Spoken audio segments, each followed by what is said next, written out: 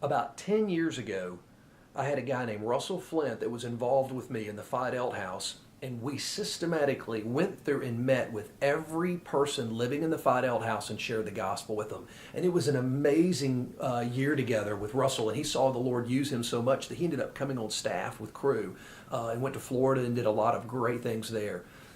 Um, here's what we did that really worked well, and it really got me to where I didn't have to make phone calls at night.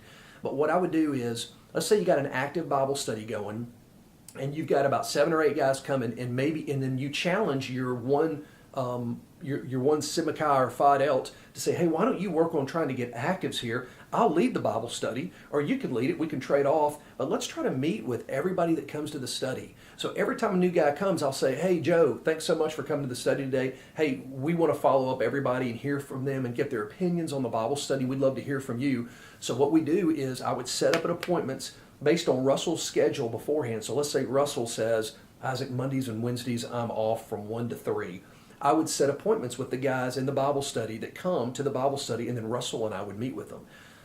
That's one of the hottest ways to get a contact, is a guy that comes to your active Bible study. The second hottest contacts was when you speak to the pledge class and they write on the comment card, I'm interested in meeting, or if, you have them write down on a scale from 0 to 100, if they were to die tonight, how sure would you be that you'd go to heaven?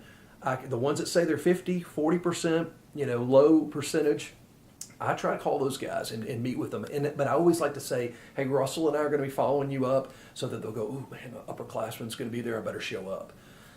So I think that's the thing, that's what I do as far as getting appointments, is I really will sit down in this active, and hopefully our goal is to systematically share the gospel with every guy in the house. And every interested pledge. So that's what I do. I use those pledge meetings, the co-ed Bible studies, but especially the active studies. That's my bread and butter of where I get appointments with guys.